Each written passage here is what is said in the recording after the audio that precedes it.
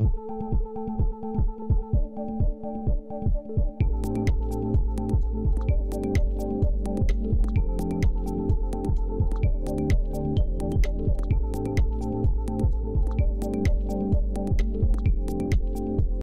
lupa like, komen, subscribe, dan share ya guys. Kisruh hak asuh anak menjadi satu persoalan dalam proses cerai Baim-Wong dan Paula Verhoeven. Paula Verhoeven menyebut Baim-Wong mempersulitnya bertemu anak-anaknya, Keanu Tiger-Wong dan Kenzo El Drago-Wong. Sementara, Baim-Wong malah sebaliknya. Dia mengaku tak menghalangi Paula Verhoeven bertemu anak. Kisruh ini pun mengundang perhatian praktisi hukum advokat Dr. C. Darius Situmorang. Berikut tanggapan menohok Darius Situmorang terkait hak asuh anak dan pembatasan bertemunya Paula Verhoeven dengan buah hatinya. Simak sebagai berikut. Baik, terima kasih sebelumnya. Saya coba untuk mengamati sebagai praktisi hukum ya dalam hal ini terkait masalah hak asuh anak ya. Adapun penyampaian dari kuasa hukum dari MMPAU ya yang sudah disampaikan terkait keberadaan hak asuh anak ya. Nah, ini harus coba disampaikan juga nantinya. Karena kenapa? Kembali lagi, selama anak masih di bawah umur 17 tahun ya, otomatis anak masih dalam wilayah pengasuhan ibu ya. Namun, nah ada namunnya juga di sini.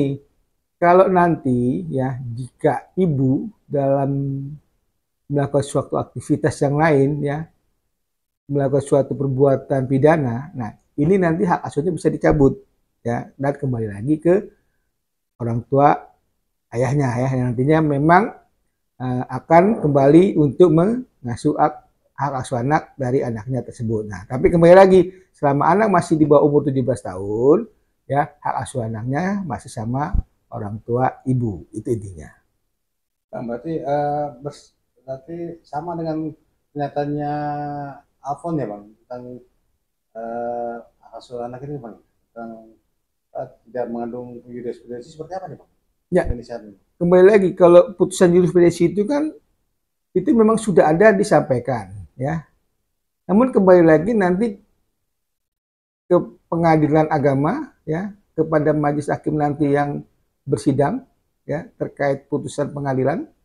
Nah, apakah nanti hakim pengadilan agama tersebut akan mengikuti ya jurisprudensi yang sudah ada, atau kembali lagi terhadap ya Undang-Undang Perkawinan nomor 1 tahun 74 ya terkait masalah anak. Nah, ini masih kembali lagi nanti pendapat hakim dalam hal putusannya nanti setelah hakim ya bersama hakim yang lainnya ya, mereka nanti akan coba menyampaikan ya terkait pendapat hukumnya bagaimana, supaya kenapa apa yang dipakai di jurisprudensi yang sudah ada apakah bisa dipakai juga nanti ya untuk mengambil kesimpulan dalam suatu putusan yang ada. Nah, ini coba nanti kita lihat lagi ya bagaimana hakim sendiri yang akan memutuskan terkait hak asuh anak tersebut nantinya. Bang, kembali lagi tadi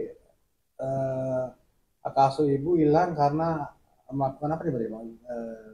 Kejahatan seperti apa nih Bang? Ya, sebagai contoh misalkan ya, si ibu ya dalam melakukan suatu aktivitasnya ya kan yang sudah diberikan ya untuk mengasuh anak, namun ya di tengah jalan ya ibu tersebut melakukan suatu tindak pidana yang memang ya sangat merugikan ya daripada ya keluarganya. Nah, maka kita lihat dulu di pidana apa nih yang memang si ibu itu melakukan suatu perbuatan pidana. Misalkan ya dalam contoh ibu itu mabuk-mabukan ya, atau ibu itu misalkan melakukan suatu perbuatan yang lain ya perjudian ya atau apa. Nah, ini kan tidak boleh, tidak bagus ya kan.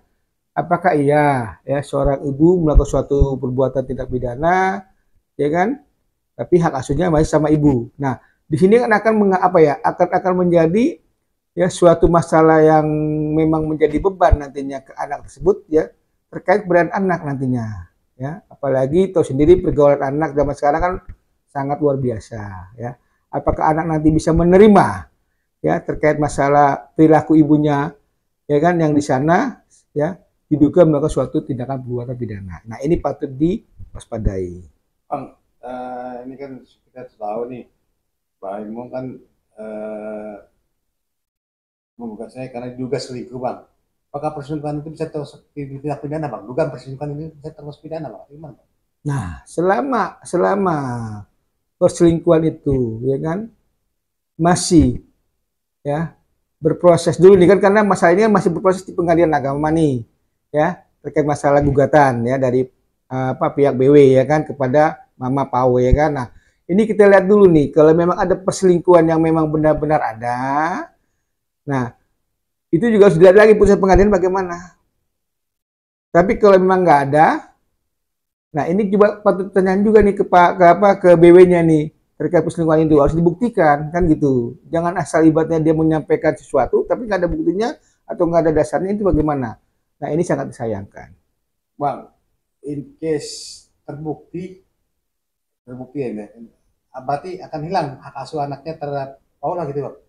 Atau masuk kriminal, Bang? Ya, kalau misalkan, ya, makanya tadi saya dibilang karena ini masuk ke ranah pengadilan agama terkait masalah gua cerai, ya kan, dan ini belum sampai putusan pengadilan, ya, maka selama masih berproses di pengadilan itu belum bisa kita menyimpulkan sesuatu bahwa si A itu melakukan suatu perbuatan perselingkuhan ataupun yang lainnya. Nah, tapi kalau memang sudah ada putusan pengadilan yang memang memutuskan bahwa si A itu melakukan suatu perbuatan tindak pidana yang tadi perselingkuhan, nah ini bisa nantinya ke depan, ya, si BW, ya kan, melaporkan si MMPAU itu, ya, terkait masalah perselingkuhan, ya, ke pihak kepolisian nantinya setelah proses putusan pengadilannya itu selesai. Jadi oke, kan kita baik pertanyaan lagi nih, Bang. Netizen itu selalu kritis, Bang. Ya. Ada pro dan kontra nih, Bang. Ya. Kan kalau misalnya di putusan pengadilan terbukti, ya, misalnya terbukti ada perselingkuhan, berarti hak asuh anak terhadap ibunya akan dicabut. Apakah benar bisa gitu, Bang? Ya.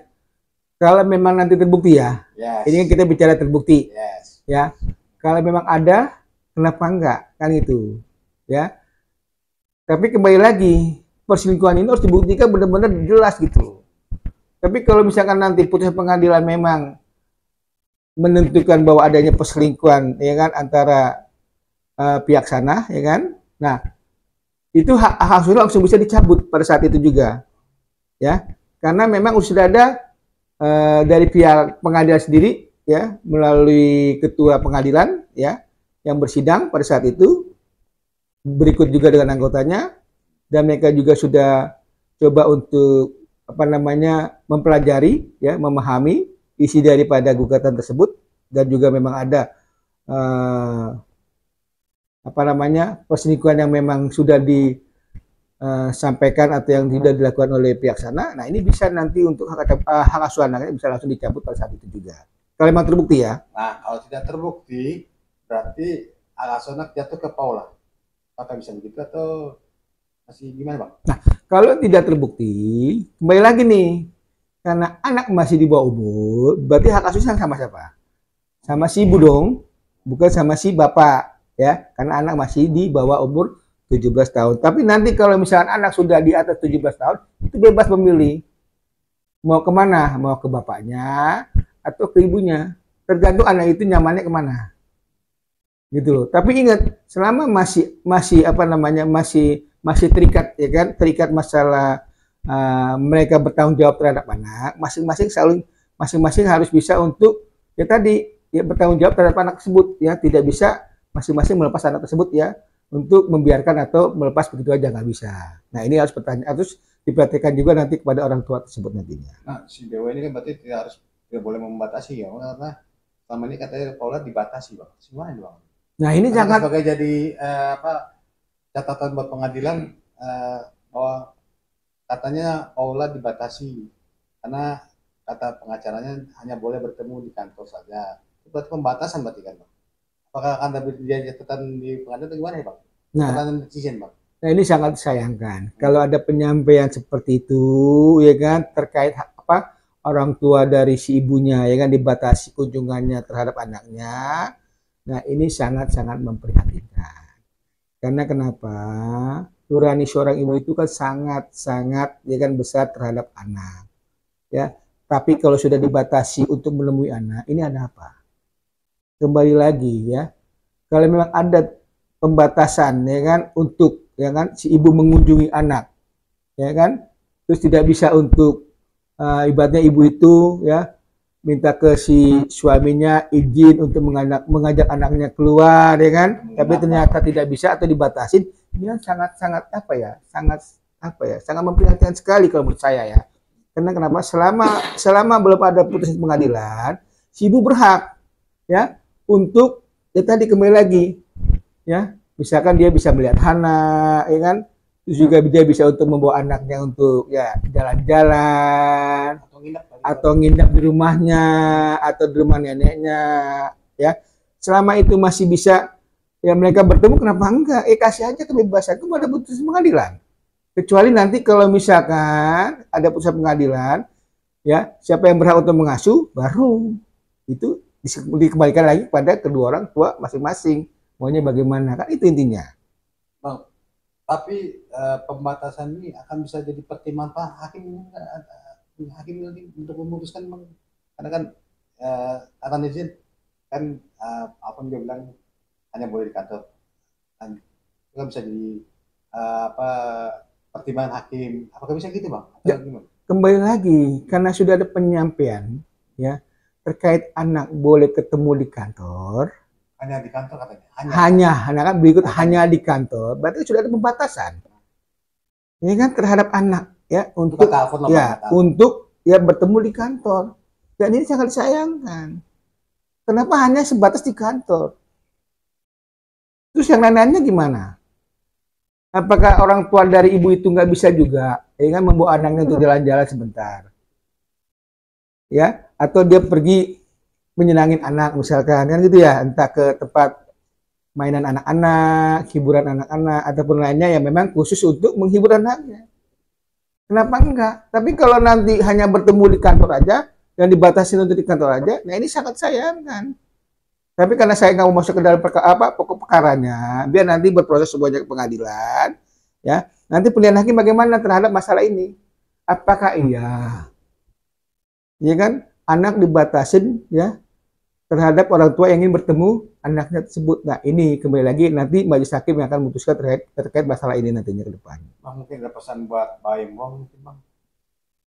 Ya, kalau saya sebagai praktisi hukum ya dari Situmorang SH MHCRA ya hanya berpesan kepada kedua orang tua ya, selama masih ya bisa untuk membahagiakan anak, ya kan, membesarkan anak, ya, kenapa sih ya kita enggak ibaratnya tuh kedua orang tua tersebut, ya kan, ya sudah duduk bersama aja. Kalaupun memang mereka nanti ya endingnya berpisah, ya sudah, tetap kan anak masing-masing kan juga harus ibaratnya bertanggung jawab, nggak bisa lepas, ya kan? Karena kenapa? Mantan istri ada, tapi mantan anak kan nggak ada. Itu dari saya. Salam sehat buat kita semuanya. Jangan lupa like, komen, subscribe, dan share ya guys.